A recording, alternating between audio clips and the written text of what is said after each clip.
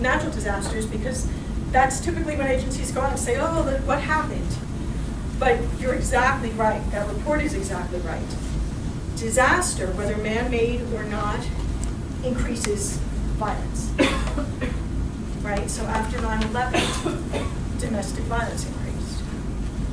Sexual assaults increased. Because people, remember back to that time, stress levels were so high, people were overwrought. Absolutely overwhelmed. And where were first responders? First responders were down at World Trade Center, down in New York City. Was anybody here there? No? In some of the southern counties where I worked, we had people who were in the pit, on the docks, and talking about that. Very stressful. The woman who worked in the pit said, I could never work on the docks. And the woman who worked on the docks said, I was in the pit for one day, I couldn't take it. I had to go to, right? So it's very individualized, but we do feel the stress. We all feel the stress, and the abusers feel it too. But when their stress level increases, unfortunately, their violence increases. Yes? I guess it sounds like from what you're saying here, with a lot of the domestic violence, emotional, all kinds of other stuff. But, you know, a disaster or something like that, or some kind of event, in terms of physical, I guess, it makes it go physical, and that's why they get reported, because, like, why would, I guess, if there was something emotional going on for a long period, like, it could have been going on for a long period of time for people, but it caused something like this to make it physical, and at that point, the people came forward, is that why the calls maybe, or is that just? No, actually those increases are because violence has increased across the board. So there are an unfortunate number, there unfortunately are plenty of abusive relationships that are physically abusive when times are hale and hearty, in the best of times. There are emotionally and verbally abusive relationships that are not physically, like our Morris County shelter, that disaster will put over the edge. So yet there is that little bit. For the most part, though, the violence across the board increases because there are more people in vulnerable positions, so there are more people who are predatory who can attack them. That's the sexual assaults. And in domestic violence relationships, the increase in calls is because the violence has escalated. That doesn't mean it didn't happen that way before, it's just people need help at that time. So it's very, very common for me to get repeat callers on the helpline. Very common. I called 6 months ago, another thing happened, but they're not ready to come into shelter. So if it escalates, if it increases enough in intensity, they may call for shelter. They may also just be calling for support or for resources. So it's a really good question, but it's not that the disaster put them into violence, it's that it's increasing the violence that often is already there in various forms. Other questions? So if we look at the impacts are not just on victims or abusers, obviously. We all feel the impacts, right? So the community support is reduced, where a victim may be able to call the helpline on any given day. Phone lines may be down, Wi-Fi may be down. If they typically would go into the community for help, the cops are spread really thin because they're going to the disaster. First responders who may be there to help are all drawn into what the disaster is, right? These things have to be prioritized. One of the things we're working with the domestic violence shelters on is establishing relationships with the Office of Emergency Management, the Red Cross, and other first responders, the CERT teams in their communities, getting on the priority list. Because victims of domestic violence really are a special needs population, right? These are trauma survivors. These are people often living within the trauma, and it's very easy for them to get overlooked. So we're trying to build those relationships. So, you know, Bruce, you may be hearing from JBWS. Behavioral effects upon women. It reduces resilience in women at higher levels than men. Why would you think that is? Why would that happen?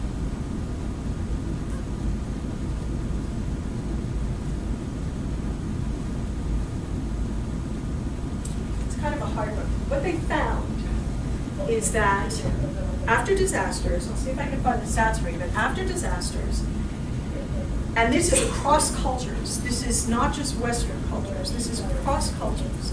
After disasters, people tend to fall into traditional gender roles. Women are the nurturers and caretakers, men take charge and rebuild the community. And the women tend to be looking out for, where are the kids, where's my husband, is everybody okay, did you get food, are you warm, do you have what you need? And they don't take care of themselves. And their resilience goes down, they get exhausted, they can't bounce back. If you have somebody who's a victim of domestic violence and is probably already exhausted from living with that, the resilience goes down even more quickly. The cultural effects, like I said, people go into their traditional gender roles. It can make things very difficult, especially when we look at socioeconomic effects on women. Before Hurricane Katrina, there was about a 10% disparity in pay for men and women, men making higher money. After Katrina, it went up to almost 30%. If the women could get jobs. So some of that was that men had some of the skills needed in the jobs that were coming to the fore when they started to rebuild. But a lot of it was just that if there was a job that paid more, it was going to men even if women had it, and the women were relegated to lower paying positions. It really increases the financial disparity. We've already discussed it increases risk for the potential abusers. Again, if you look at the power and control wheel that you have in the back of your handouts, if we recognize that abuse comes from a need to control the partner, the victimized partner, not because I'm angry, not because I don't know how to control myself, but because I need to control. One of the biggest things, what happens in a disaster? People feel less in control. Yeah, there's a big loss of control. Right? Now, I don't know about you guys, I don't know how impacted people were by Sandy, but it totally ripped the rug out from under me. Like I said, I was completely unprepared. I did not listen to the newscasters because I don't trust them. I had no water, it was freezing. I lived in a very old building, it was built in the 1860s, and it was swaying in the wind. My bed, covers pulled up in the pitch dark, freezing cold, with no water as the building swayed. And I'm not abusive, so I didn't call anybody up and start cursing at them, but I felt very out of control. And I felt out of control for the entire following week when I still had no electricity, no heat, no food, no water, less than a quarter tank of gas so I couldn't get down to my family in Delaware, really out of control. So if I'm a person for whom that control is important, because I feel that my life, I'm not stable if I'm not controlling something, hugely increases the risk. Does that make sense for people?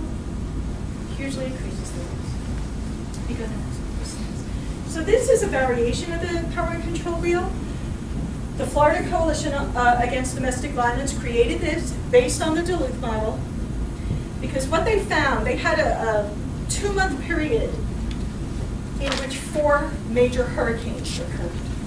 From the beginning of August to the end of September, 4 major hurricanes. So all of the things we've been talking about happened. Also, the helpline increased, people needed shelter increased, incidents of violence, both domestic and sexual assaults, increased. And they said, what is going on here? Well, let's look what's going on. So we should also have a copy of this in the back, a full copy that you can read. I know this is hard to read. But it's very similar. It's still looking for power and control. The abusive partner is still looking for power and control. But using isolation is a little different. When the neighbors have been evacuated, but you've been made to stay in your home, and now you don't have access to the car, maybe the abusive partner left with it, and you're adrift by yourself, literally, in your neighborhood. With no finances, no phone to call out, and nobody nearby that you can even run to for help. Okay, tremendously increases isolation. Using companion animals, if the woman wants to evacuate, wants to leave, if the victim wants to do that, not uncommon for the abuser to say, well, you can't take the dog with you. And what I'll tell you is, how many people here are pet lovers? I love animals, okay?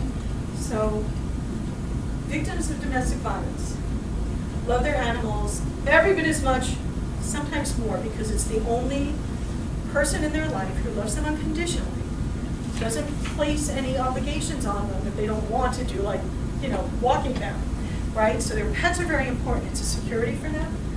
Very, very common for the abusive partner to use the animals. If you leave, I'm keeping the dog, and I'm going to hurt the dog. Are you going to leave? You're not going to leave your dog to get hurt. Threats, threatening to leave her in an unsafe house, all of those things. So the abuse doesn't just increase, it changes to fit the situation, right? The abusive partner, male or female, will take advantage of the fact that you can increase the isolation, there are easier ways to intimidate because it's now extreme circumstances, not just for you within the house, but for the community at large. And we'll use that. Any questions on that? Okay, so the barriers. We've spoken about the escalation and the increased isolation because social networks are destroyed. Local providers being challenged to respond is only because people such as yourselves are spread really thin, you're in the disaster shelter, or you're wherever you're most needed. Probably not most needed in this woman's house over here, even though she really needs you, right? So spread very thin, access to resources becomes very difficult in a disaster for a victim of domestic violence who's got all of those obstacles in her way or his way anyway.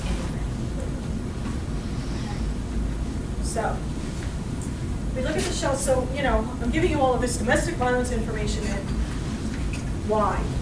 Why is all of this knowledge important? Well, if you are working in a disaster shelter, I guarantee you there are victims and perpetrators of domestic violence in the shelter. Guarantee. So we're going to talk about some of the red flags that you might see. We've already spoken about the dynamics. We'll talk about how that manifests, what you might see. So if you spot somebody, you're not going to counsel them, but maybe just say, hey, just if you need, here's a number, right? You will have JBWS, the 24-hour hotline. Just here's a number. I don't need that. No, that's okay. You know what? Hold on to it if you decide. If you don't, maybe you can give it to a friend. If she takes it, she'll use it at some point. Maybe not then. That's okay. But if you look at the disaster shelter, they're set up great for privacy, right? Everybody has their own little room with a door. It's so wonderful. Yeah. It's emergency. It's emergency housing. So what is it typically? One big room with lots of cots. One big room with lots of cots. No privacy. So, counselors talk about confidentiality, right? If you've ever gone to a counselor for something, they'll tell you what you say. It's like whatever happens in Vegas stays in Vegas. What happens here stays between the two of us, unless you tell me you're going to hurt yourself, unless you tell me you're going to hurt somebody else, or unless you tell me you know of a child being hurt. Then I have to break confidentiality. But other than that, nobody's going to hear from me. How can I do that in a shelter when I'm here with you and the next guy is right here? So there's a lack of privacy to talk, but the other issue with confidentiality is who is in the shelters. The whole family. Excuse me? Usually the whole family. Whole family. Who else? People you know. People you know. If you're a victim or perpetrator of domestic violence, do you want the people you know to know that? You don't. Right? We spoke about the stigma earlier. People feel shame. The perpetrator, who's charismatic and everybody loves, if you know they hurt their partner, probably wouldn't think so highly of them, so they sure as heck don't want you to know. So if your child's teacher is in the shelter with you, which is very likely, if your doctor or a nurse is there, who you go to see for your yearly checkup, your dentist, your neighbor from down the block who doesn't know anything about your personal life, very, very difficult. It's a huge barrier to getting help you need. If you're a victim of domestic violence and your abuser is in a shelter, you need somebody to know that you need to stay safe. How do you do that without letting the entire shelter know? Very, very difficult. So all of these are barriers. Pets was always a big one. I understand now though that you guys are charged with at least making arrangements for people's pets in the event of a disaster, is that correct? Good. I love hearing that because pets is a huge barrier. People will go down with the ship to hold on to their pet. They will stay in their burning house if they can't get the pet out.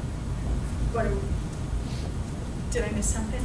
You know, there's an organization, CART, the Animal Responder. They'll set up shelters too. They did at Sandy, that Oh, Morris good. County group. Wonderful. In New Jersey, people will not have to abandon their pets. They may not be in the same shelter Right, because Red right. Cross won't allow it, but they can be close by.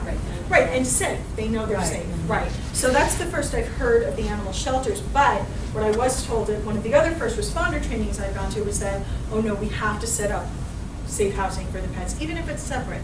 Well, that's okay. If I know my pet is safe, in a safe place, and I can get my pet back when the disaster's over, we're good to go, right? So pets is not nearly as much a barrier as when we first were putting this training together.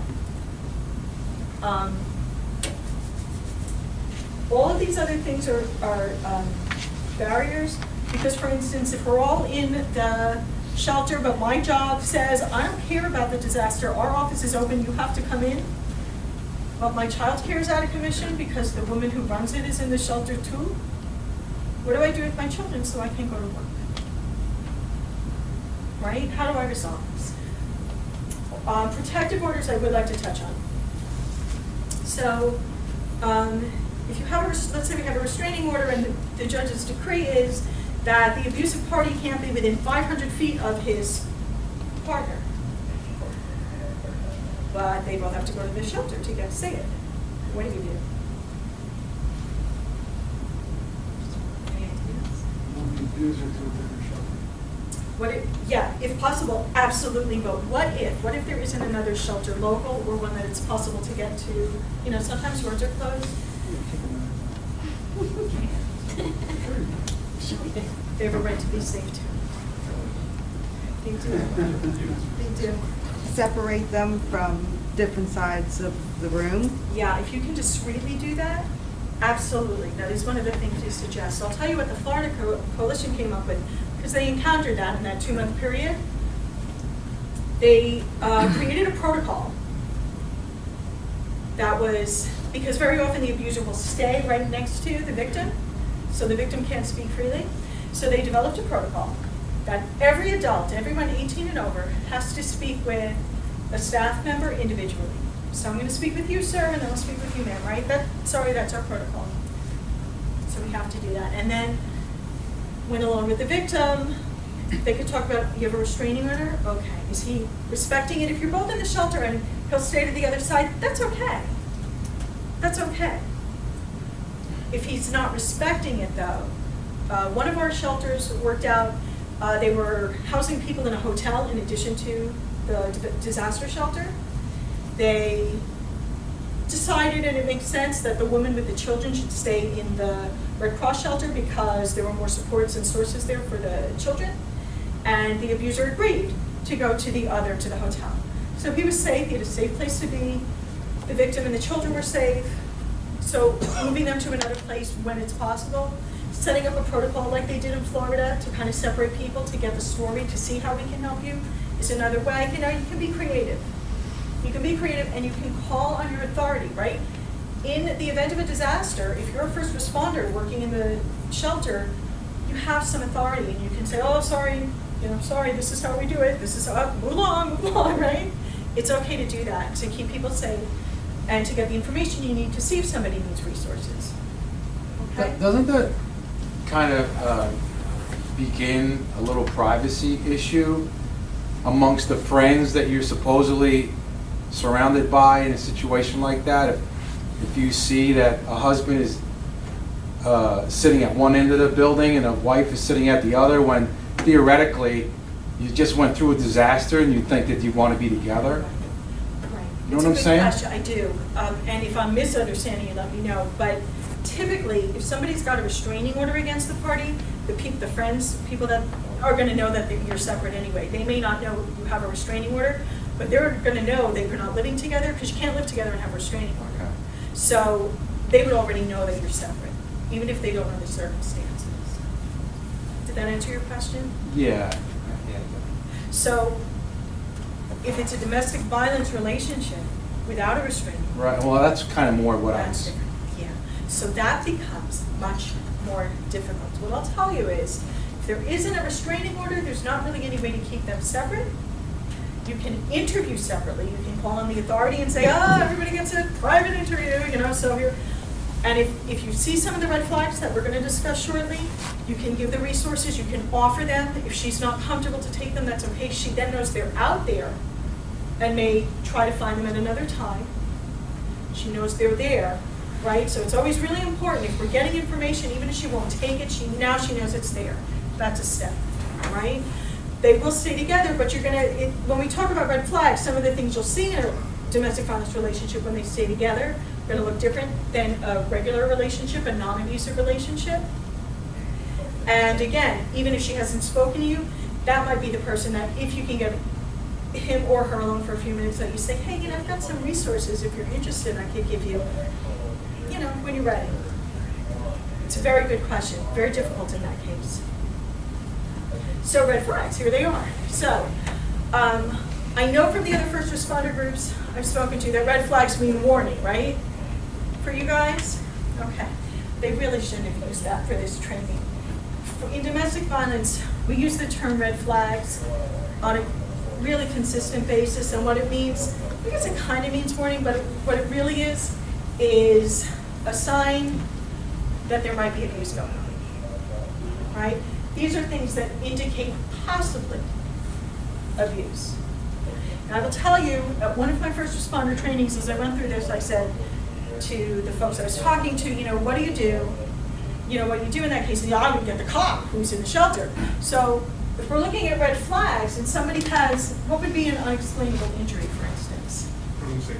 Bruising. Fresh bruising could happen in a disaster. I was in an earthquake, right? So the building was falling down. You might get a bruise. But what? Scarring or a yellow, purple bruise, not a purple and brown bruise, but like a yellow and green bruise, an older bruise. That wouldn't have happened from the disaster? Possibly. You can't go to a cop with, she's an old bruise. Could you talk to her, right? Yeah. You just can't do it. So you have to be careful about, we don't want to abuse the resources. We want to be careful about the determinations we're making. If you see an old bruise, I don't know about you guys, but I am notorious for walking into things and having bruises like just above the knee. I don't know what's wrong with me, but I do it, right? So if I was wearing a short skirt or shorts, somebody might say, oh, there's an old bruise. It's because I'm a klutz, and it's not because someone's hurting me. So the really important thing about red flags is, one, could be nothing. An old bruise, or a couple that's secretive. Well, some people are secretive, and it doesn't mean abuse is happening. It just means they're very private, and they have that right. But if you see a couple of these red flags, there might be something going on. If there might be something going on, I don't know that calling the cops is the first line of defense, especially if somebody is not immediately, if you see somebody hitting someone in front of you, yes, get the authorities, absolutely. If you see a couple of red flags, offer services. The reason, if you look in the front of your pamphlets, you have all of the services that JVWS offers. That is the Morris County Domestic Violence Shelter. They don't only offer safe haven. They offer long-term transitional housing as well. They also offer community outreach. Community outreach is counseling for both victims and abusers. There's also legal advocacy. There's also just counselors who will listen to you if you just need to talk or if you have questions. A lot of people in abusive relationships don't know it's abusive. If they grew up in an abusive household, they think that's what relationships look like. So sometimes they're like, it feels really bad, I need to talk to someone, but I don't know if maybe this is just how it is. So it's a resource for them. So if you see if you're in a shelter and you see an old bruise and you hear what the partner putting that person down, oh, you're so stupid. No wonder we ended up in a shelter. It's your fault there was a hurricane. Whatever it is. Or being threatened. See a couple of these. If you can get that person alone, if you do the single protocol, whatever it is, and then can say, hey, you know, we've got resources, community resources for people who've been in abusive relationships or who just maybe need to talk to someone. Can I give you the number? They may say no, and that's okay. All right, if you decide you want to talk to someone, there's no obligation. You know, when people call me, I don't say, come on in. In fact, I ask for their name, and if they don't want to give it, that's okay. They can be anonymous, and you can let them know that. You know, if you just want to talk to somebody, you can just call. You don't even have to give your name. Right? It's just for support. So the important thing about red flags is if you see a few of them, you could have a victim of domestic violence in the shelter, and the way you can best help them is to offer this additional community resource to get them safe. It also lets you know that you might want to just kind of out of the corner of your eye make sure there isn't something happening that could cause a safety issue for everybody in the shelter. Because while perpetrators of domestic violence like to keep it private and within the home, in a situation like this, all bets are kind of off. And that's why you sometimes see the estranged husband or former boyfriend go to the person's workplace, or go to the kid's camp, or go to where she's vacationing with her new husband/boyfriend, whatever it is, and having a complete meltdown and harming or killing, right? In extreme circumstances, things do change. So you just want to keep an eye out, make sure everybody's safe. If you see something that makes you uncomfortable, never get in the middle. If it rises to the level where you feel that it requires involvement, then get whatever officer or security personnel are within the shelter. Because it's not just to keep those people safe, although we want to, it's to keep everybody safe. Because there can be spillover in a situation. Okay, does that make sense? Great, so if you go to the next one, there's a really quick activity. I didn't want to take all the activities out because you gotta be sick of my voice by now. So, this activity for you guys, if you look on page, 36. And I have different pages than you guys, so mine is on page 36. So if you look on page 36, your table again, you'll see there are two scenarios.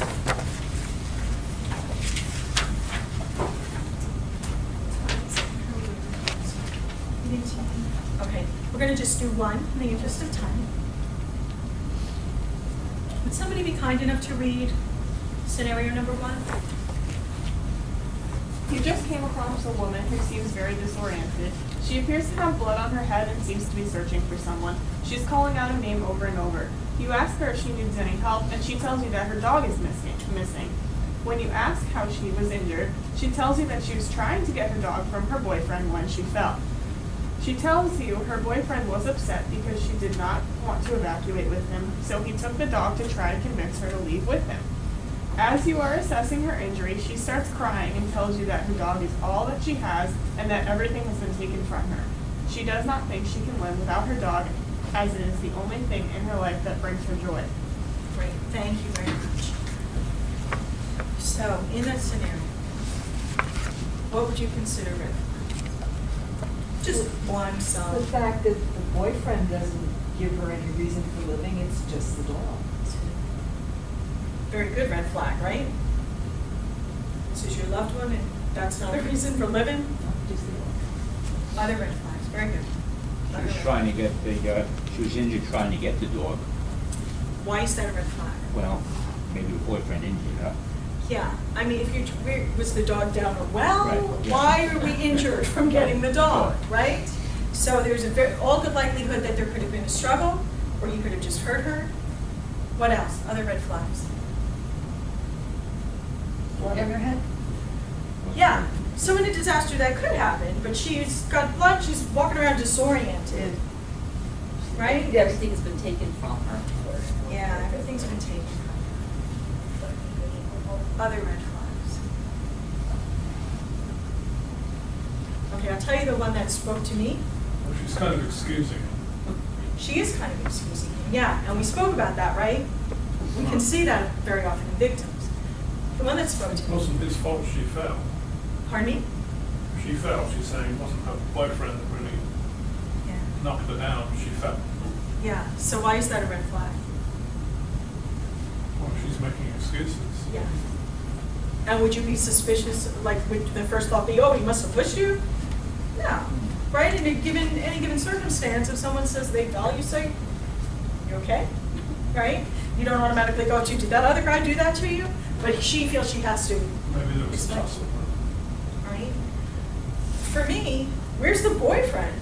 So she was with the boyfriend, he took the dog, wouldn't give it to her, she fell, she's disoriented, and he's no, a supportive partner is not going to leave their disoriented girlfriend who wants their dog. Huge red flag. Huge red flag. It's using the dog as leverage. 'Cause Yes. that's, Yes, so when we look at our power and control wheel, right, remember using pets? Absolutely. If you don't come with me, you can't have the dog, I'll take it. Big red flag. Yes. I just have to say that this situation's kind of funny because it can work either way, really. I have a mother who's kind of mentally unstable, and when Sandy hit, we had a dog, and my dad and I were evacuating the house, and she refused to come with us. She stayed in the house with the dog, and she was also very depressed at the time, so she may have said something along the lines that the lady said. So it's just interesting that it can Yeah. directly shadow a almost normal circumstance as well. Well, yeah, that is absolutely true. Absolutely. And it's a good thing, it's a good reminder. It's a really good reminder. So when we look at red flags, they're indicators, but they're not facts. So it could be a different circumstance, but is there harm in saying to somebody who's not in an abusive relationship, I have this resource in case you're interested, can I give it to you? Because if she doesn't need it, she could say, I don't need that, and you go, okay, that's fine, right? We're not gonna force it on people, we're gonna offer this. So it's a great point, it's a great point, because remember if they decline that resource, they may be a victim who doesn't want it, isn't ready, or they may really not be. So these are red flags, they're indicators, they're not facts, and that's a very good point, important to remember. So the importance of this is if you're in the shelter, again, you're in the disaster shelter, a disaster's occurred, we spoke about what some possible red flags are. Right, now you guys are really good at looking, you pick them out of here. If you see somebody who's got a couple of the red flags, I've got this great resource. You know, just in case you're interested at any point. So what you're saying is that our responsibility is just to recommend that you could talk to somebody. Yeah, That's well, that, and not to see trying if to they need resolve to the be issue. safe in the moment. You can't resolve the issue You can't resolve it. because you're not qualified to do it. Well, partly you're not qualified, but I'll tell you, even somebody who's qualified, I'm not resolving things in one session. It's an ongoing process, right? So,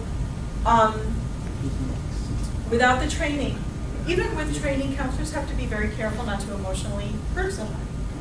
You have to be very careful.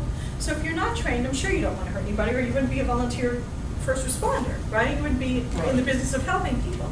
So this isn't to say to people, okay, go out, be counselors. It's to say, if you see some of these things, that's a person who may need additional support over and above what other people need, and you can offer it to them. And hopefully they'll take it, and if they don't, they know it exists now, and they can always come back and get it at a later time. So that's a big part of what we're encouraging people to do, and the other part is if you do see those red flags, whether they want the additional resource or not, is that just to have an awareness. Something might go on in that corner of the shelter, just want to be aware in case you have to get security to help to keep everybody safe. The goal is keeping everybody safe, and one way to do that is to support both the victims and the abusers, to make sure that they have what they need and everybody's in their safe corner so that things don't escalate. Other questions?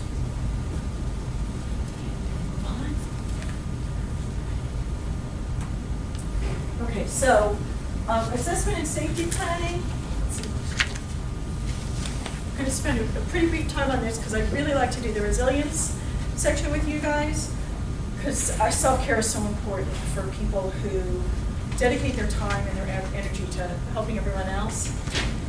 So what I'll say is, we already discussed, remember, some people may not see their situation as abuse, right?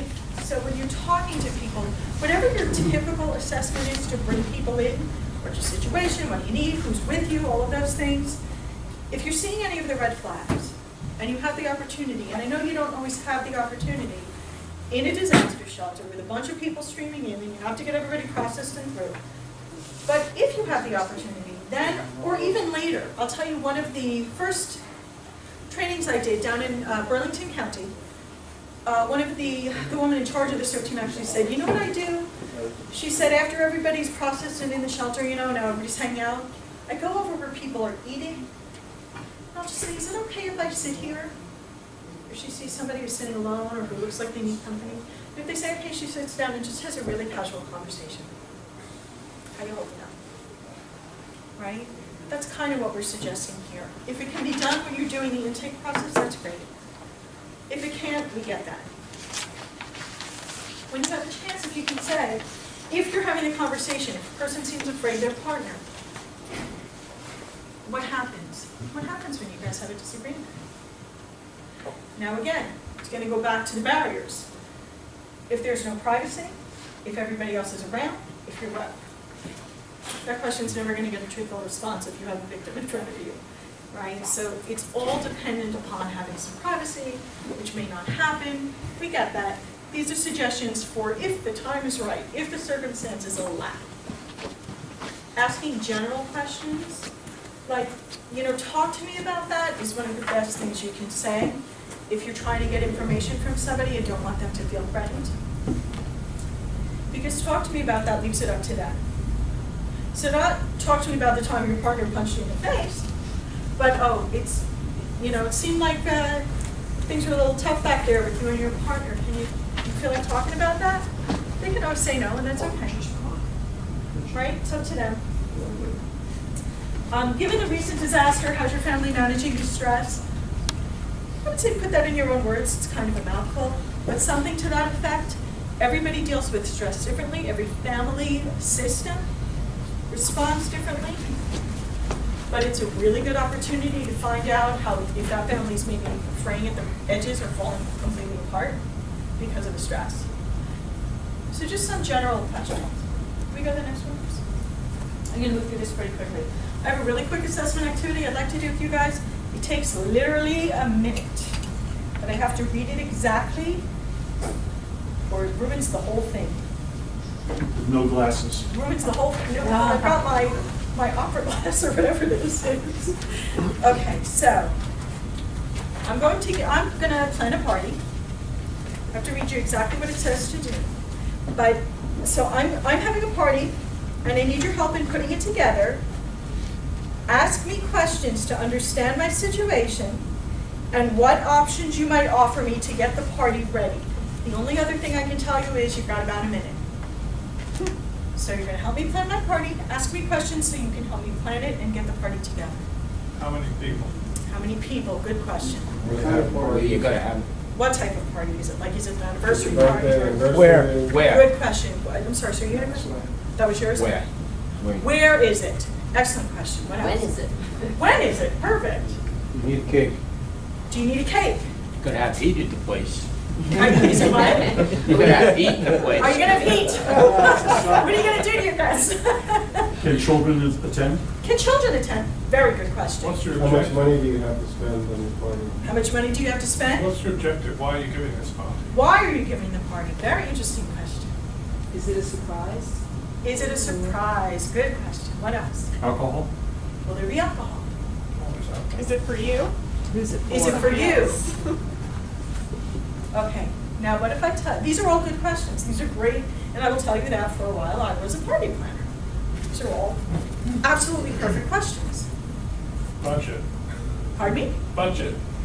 Budget, absolutely. Want to know how much we can spend, but some very important information I didn't tell you is that I live in a rural area and I don't have a car. So does that information affect what questions you might ask me, knowing that? Yes. How does it affect what you would ask me? How are you gonna get there? How are you going to get there? How's everybody else gonna get How's everybody else going to get? Where is it, right? Where can we get the supplies. Where can you go for those? If you're rural and you don't have a car, how are you gonna get the supplies?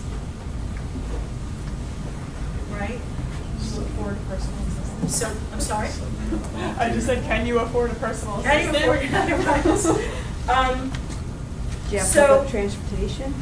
what was that? Find out whether there's some sort of public transportation. Is there public transportation? And blocking that, do you have a friend or a neighbor or somebody, who, how do you normally get around? So it changes a little bit, right? Having that extra information changes what you might want to ask me and how you might want to work with me to get that party going. So if it was a safety plan instead of a party plan, are you guys all familiar with safety planning? So yes, anybody not familiar with safety planning? For keeping people emotionally and physically safe, we specifically do it with domestic violence victims, but you could really safety plan with somebody in a disaster if they're going back into a home. So I date myself again, but I was in the Northridge earthquake in 1994. I was out in California. I lived there, and my house fell down around me. And they said it was safe to go back. We did not feel it was safe to go back. You know what? You're in trouble. Yeah, true. I've heard that before.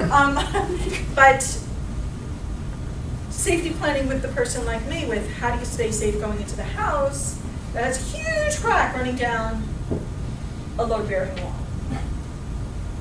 Right? So safety planning is keeping the person emotionally and physically safe. This party planning activity relates to that because if you're safety planning with somebody, good questions to ask are, do you live near public transportation or do you have your own car? And we all take that for granted We do, in this community. in most communities. It's very common.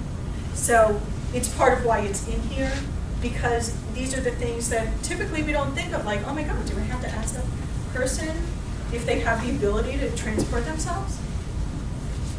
Well, that was pretty obvious in New York when all the transportation closed down. Yeah. The real disaster. Yeah. It put a big chink right into people's lives, right? People couldn't even get out of their high-rise buildings. That's right, power shut. Absolutely. Absolutely. So it might not be a rural community that you're in where you're asking people, do you have a way to get around, a way to get safe? Are you stuck somewhere? My sister was on Wall Street for 9/11, and when the second plane hit, the managers in her building told everybody stay put. She and her friends were like, no, and they were part of the mass exodus uptown. But a lot of her friends stayed in the building, and they got locked in a fire stairwell for hours for safety. But I don't know about you, I wouldn't want to be locked in a fire stairwell for hours after an event like that. So knowing if somebody is stuck somewhere, knowing if they have a special need is really important. So if you see some red flags, if somebody is willing to talk to you, checking for those things like, well, is there a car? Do you have access to a car? Do you have a way to get around? Do you have a phone? Do you have a phone? Absolutely, great question. Do you have any social supports? Is there a friend or family member that you can talk to? They may not, but they may. So again, when you're doing an assessment, if you have a chance to talk to someone, just something to think about. Thanks. So you can try to get as much information as possible. That's really the gist of the whole thing. These are not necessarily open-ended questions. Sometimes a closed-ended question is helpful. Well, specifically that middle one. If the abusive partner has access to weapons and specifically has threatened with them, lethality goes way up. Abusive partners who threaten to use weapons. They're not empty threats. And if we go back to Tanya's video, if you remember, she saw that shopping cart with the blankets, and the abuser freaked out when the kid went near it, and he had been threatening to kill her. She knew that he was going to carry it out. Why did that tell her he was going to carry it out? Rubber body with weapons. And put her in the cart, and nobody would ever see her again. Tanya, she abandoned us. Absolutely, she knew. If an abusive partner is telling the victim he's going to kill her, take it seriously. It is not hyperbole, it is not just talk. Right? So that one is a very good close-ended question. If somebody has shared that there is difficulty or abuse in the relationship. Maybe the next one, please. So ways to support, it's really very basic. You know, we want to try to stay non-judgmental. Judgments come out, we're human, we all have them. We all have them. What's important is not eradicating them, but just being aware of what they are so they don't come out when we're dealing with a vulnerable person, that's all. So empathy, that sounds really tough. It's really that simple. Somebody tells you something that sounds difficult or tough or painful, just say it. It's just validating. Sounds really scary. It goes a long way towards building a rapport with that person. They're more likely to open up or share or take that resource number from just that little bit of validation, that little bit of empathy goes a really, really long way.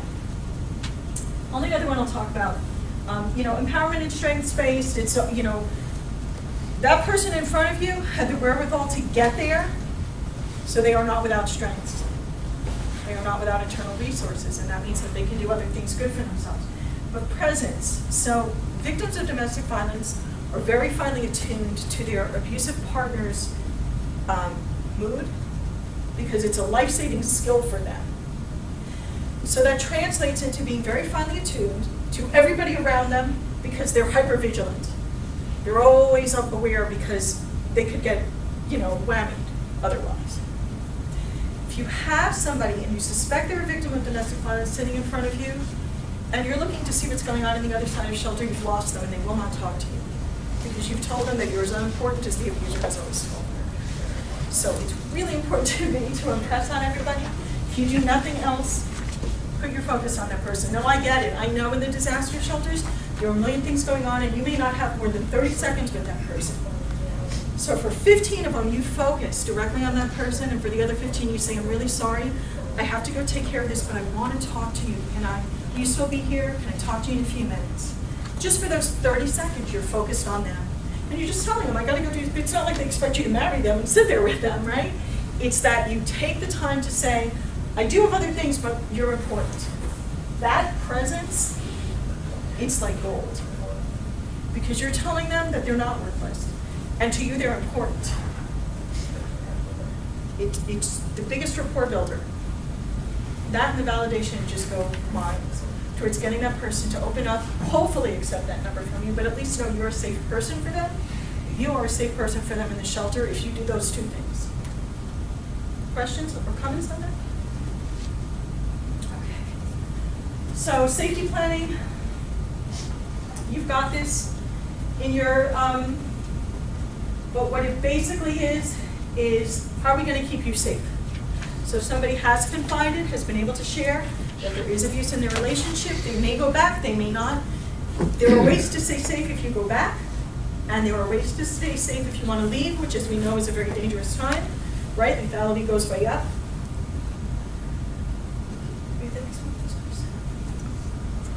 To be effective, one of the most important things is you don't say to somebody, here's what you're going to do. What you say is, what has worked for you in the past? What do you think might work now?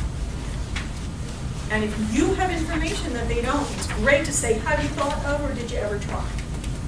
It's in collaboration, right? All of us, every single one of us, we are the experts on our own lives. No one knows me better than I do. I don't care what my mother says. And no one knows you or you better. We know. And the same is true of the victims. They are the experts in their lives, and they are going to best direct us to what is safe or not. Because what may seem safe to me, if I tell a victim to do that, oh no, that sets him way off. Oh, she don't like that. It may not be safe for them. They know what their reality is. So we're going to let them lead this, and we're just going to offer suggestions if we have ideas that they may not know of. Okay. Next, please. So all of this, like I said, we're not looking to say, okay, do your typical assessment and then do our assessment. Just as you're doing the assessment, make sure they have all the shelter safety information. just reach out for that. You know, all potential safety nets, when people are in a disaster situation, when people are in a panic situation, when people are in high stress, first thing that happens is they stop thinking clearly. So I don't know about you guys, if you've ever been in that situation. I have, and I'll tell you right now, your higher functioning all shuts off. And you're just like, you know, okay, I can remember to breathe. That's kind of it. So your victim is going to be the same way. So they may not think of, they may say, I don't have nobody. There's nobody I can talk to, there's nobody. Okay, I get that. So there are no family members. No, you're going to go through the list? No, okay. You don't have any friends? No, I don't have any friends. Okay, any neighbors that you talk to? No. Okay. You have kids in school, what about the teachers? Do you have any? You're going to go through the whole thing with them, because very often, even somebody who's been very isolated can find somebody who will help them out of a pinch, at least temporarily. I'm not saying they'll let them go live with them, but they may be able to offer transportation or other support. Okay? Next, please. Okay, so who can they call? You've got the handout on JBWS. That is the Morris County Shelter. If, for any reason, if you ever had questions, you've got my card. You're always welcome to call me with any domestic violence related questions. And you can also always call JBWS on the administrative line. The hotline is for crisis calls only. Okay, and that's the number that you would give somebody that you suspect is in an abusive relationship. That lists largely all of the services they offer. They are a really, really well-organized, well-run domestic violence agency. They offer a tremendous amount of resources for people who are abusers and don't want to be, and for people who are victims and don't want to be, right? So that's who you'd call. Now there's also the National Domestic Violence Hotline. That is the number that anyone in any state can call if they need information or support for domestic violence. For victims, they'll refer them to their local shelter. But for other people, they're a great source of information if you need to call them, and that's the number for them. We're going to skip the safety planning, it's really long. Three-part advocacy is, it's very basic. It's something you can incorporate in what you're doing. It's not another layer or another thing. It just lets people know that you're really hearing their concerns, you get where they're coming from, and that you just want to help them do what they think would work best. So if we go on to the next one, Bruce.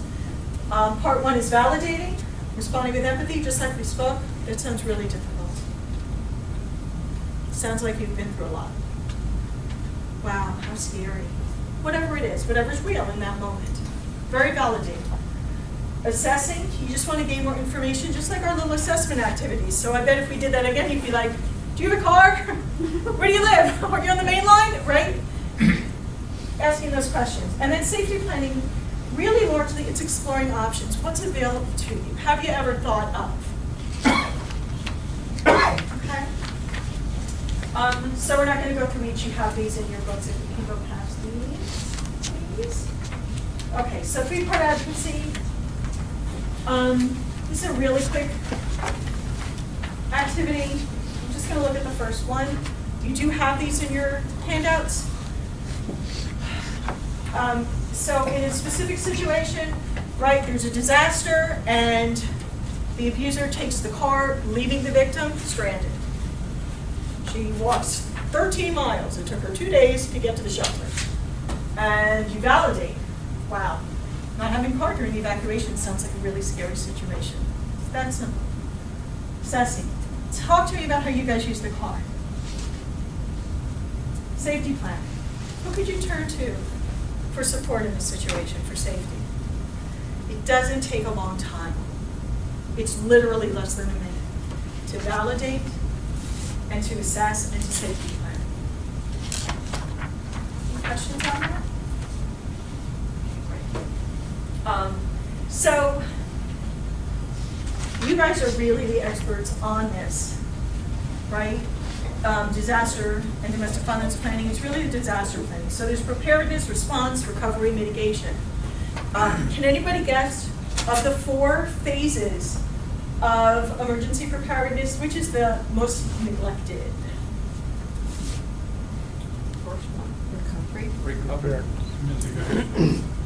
Mitigation. You are the first you win You're the first person to guess it out of all the trainings I've done. Mitigation. And it makes sense if we think about it just for a minute, right? Right now, a lot of people are very prepared for their next disaster. So I'm going to the domestic violence agencies and talking about their disaster plans, and they're like, we have one, because they did not have one before Sandy. They learned, and they have one. And responsible response and recovery both happen in the event, right? You respond to the event, you recover from the event, and then we all breathe a sigh of relief. It's over, thank God, oh my God, I have so much to do, and we forget, what did we learn from that? How can we improve it so that next time there's a disaster, we're ready even better? This training series, the big part of the purpose of the grant that funds it is to mitigate for the next disaster. They learned a tremendous amount from Sandy. One of the things they found was where the holes are in support, and where the holes are in support for victims of domestic violence. They really found that victims of domestic violence really got pushed to the sidelines. Again, remember, they started behind the 8 ball. It wasn't anybody's fault. It's just part of our reason in trying to build a relationship between first responders and our shelters is that if the shelters can be on the priority list, you guys are aware of them, you know that they're out there and that they need help. Right now, nobody knew that. Nobody knew that they were going to have the double whammy of living with domestic violence, living with that trauma, being trauma survivors, and then suffering the same effects we all did from the disaster. So we learned from it, and this is part of the mitigation, but that is what is typically the most overlooked. Next, please. Okay, so section 4. All right, we've got over a half hour. We've got about 40 minutes. Do you guys need a quick break before we do this last part? Or do you want to push on? Quick break? All right, we're going to take 5 minutes, you guys. Is that good? Stretch? Yep. Use the facilities, whatever. All right, thank you. Full of fire. Built in here.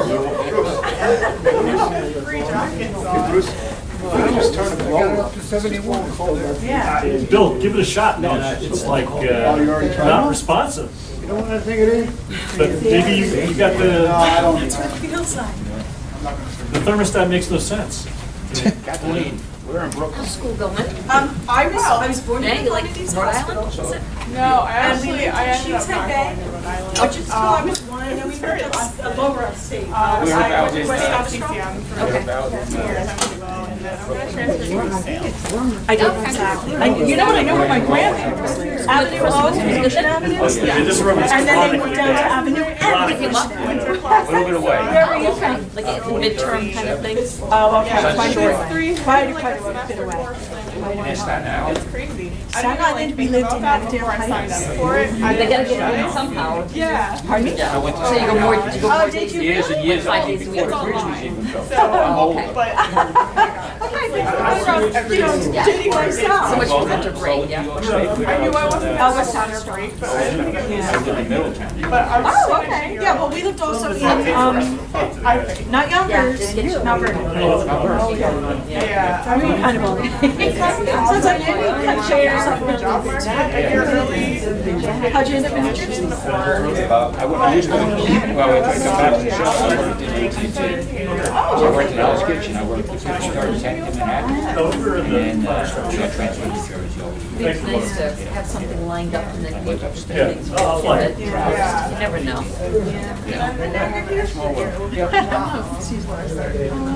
Or you can do like my son did. He had 5 years of undergrad to get an engineering degree, and now he's applying to grad school. You just don't. He said, he's like, nah, I'm not avoiding the workforce. He said, I just really the jobs I want. The last page of this is a survey, and then there's an evaluation. If you could just real And quickly he's, and put them on there. It's pretty awful, like the reason he can't grad school is Yeah, it's been this way since the beginning. I'm sorry, you're missing the resilience. It's so fun. grad school for free. My story. So, he's like, Shit, I don't sure, know. your fur's a little longer You than can get a outside. credit, you can go to grad school for free. Don't be an idiot. Yeah, go. So he's like, okay, that makes sense. Like, you should write. We get a lot So, of calls, you know. Who told you to be here today? There's a What's the matter with you? What's the tyrant, the tyrant. It's so cold. But that's the whole thing, that's the idea. You play acting the abuse. That's right. Right? That's right. I'll kick your ass, old man. Watch out. What's wrong with you? That's a lot for you, huh? Sounds work.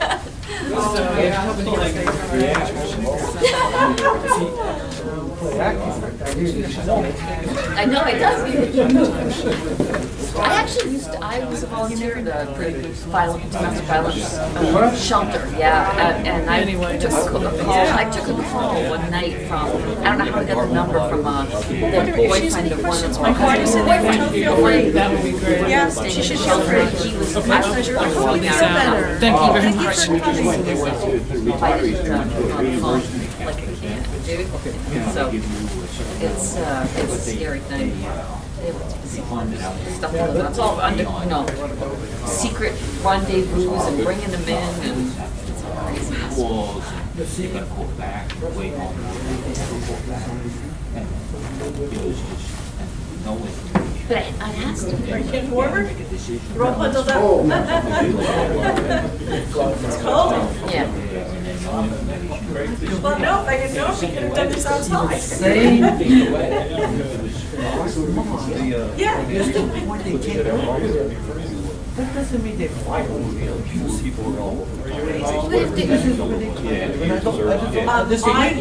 just Even if somebody, if I was actually not stressed out, at the he's not time. gonna. I just was kind of. Doesn't matter how stressed out he gets.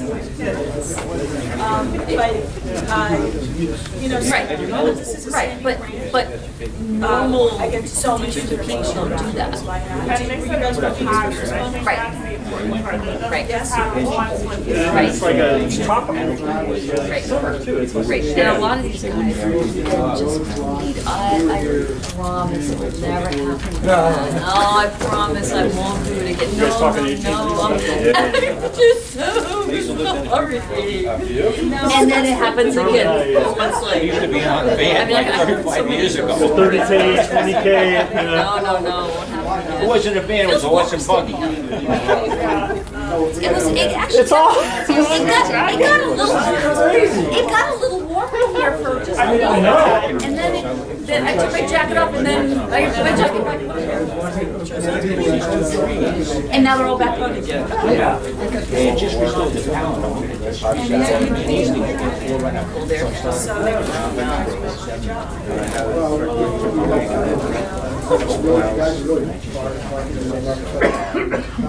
And certain citizens, two trees, they gotta go down, they gotta knock out the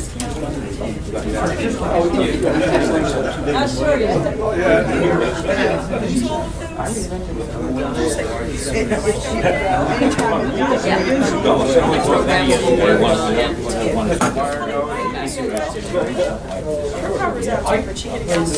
fireplaces. Wow. So don't. See a rep. That's a little too cold. So when they get let us know? It's kind of fun for 2 days. I think that was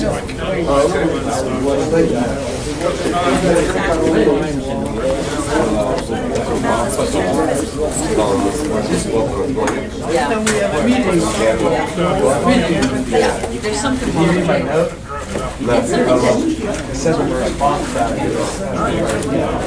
Yeah, you gotta be ready. Well, He's an idiot.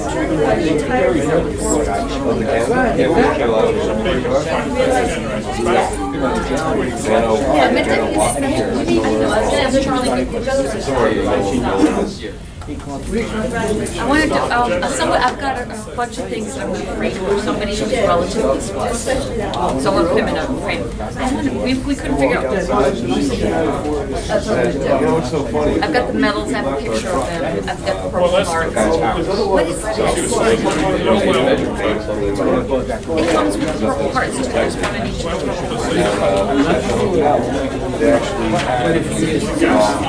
Yeah, I just can't figure out what he's going to use it. Really? Yeah, we actually, it was like an extension cord. Okay. Rack extension. Yeah. And then they plug it in, so the alarm would go off and Yeah. it was unplugged.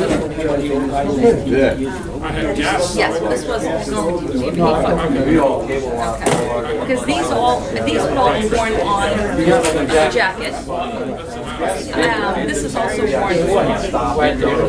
on. These would be sewn onto something. That would be These four guys.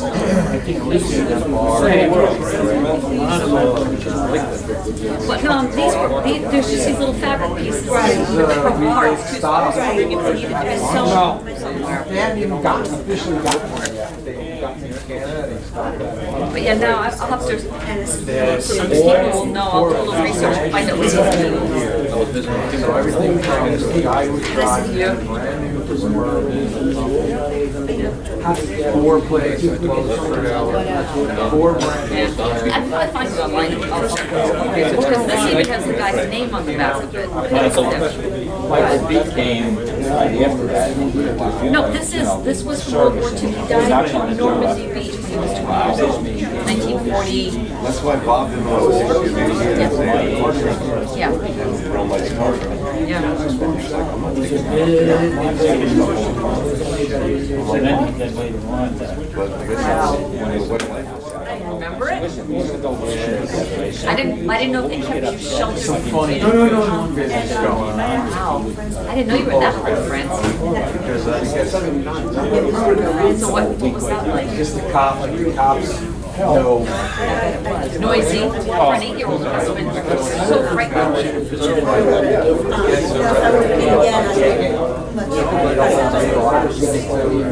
Almost like things are being stolen and being brought to like reservation museum where you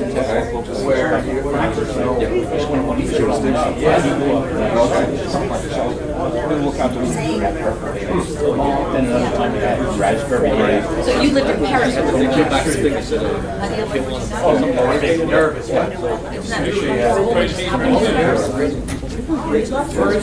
One guy, he was telling me, one guy, had a diesel truck. Baby looks just like you. I'm like, pickup truck. Let's get the show.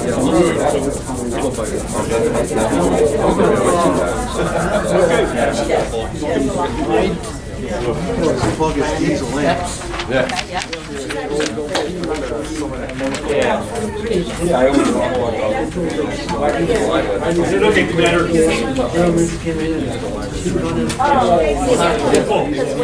Okay, final push.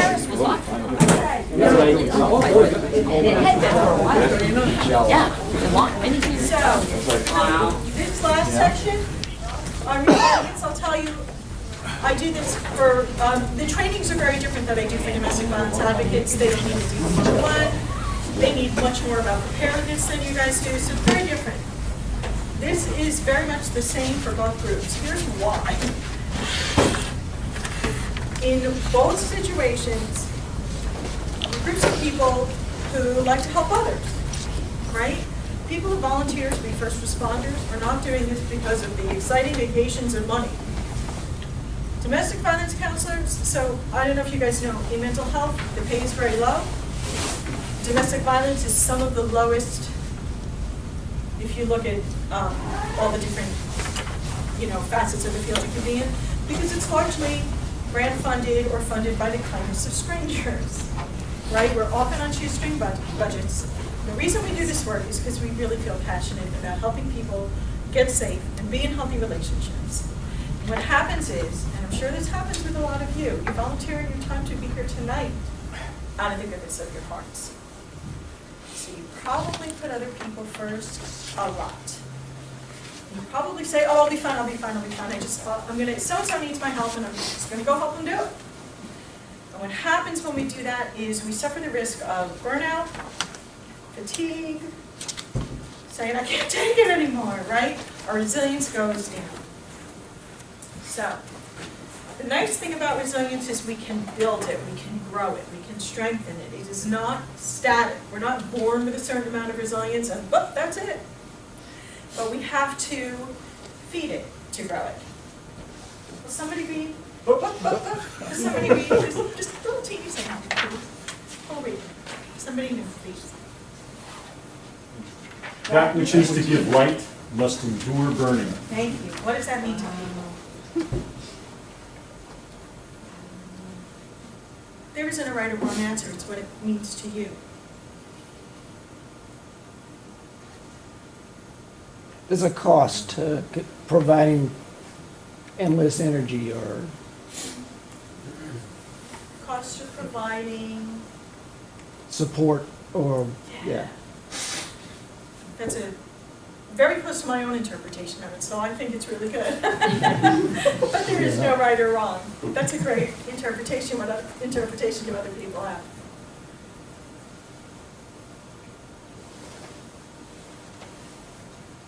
Sounds as if you have to sacrifice to help. Yeah, you have to sacrifice to help. You may suffer before things improve or something. Pardon? You may suffer before things improve or You may suffer before things improve. be difficult. I'm sorry? Might be difficult before things improve. It could be difficult, right? The dark before the light, the storm before the light. There's no freedom. There's no free lunch. Make sure the light at the end of the tunnel isn't another engine. Yeah, I like that. My own, very close to bills, very close to no free lunch. You want to play, you got to pay, right? Everything everybody has said, though, I mean, these are all accurate interpretations.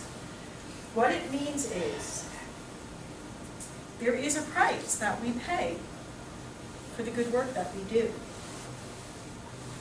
And if we're going to burn, we better find new sources of fuel so that we can continue. Because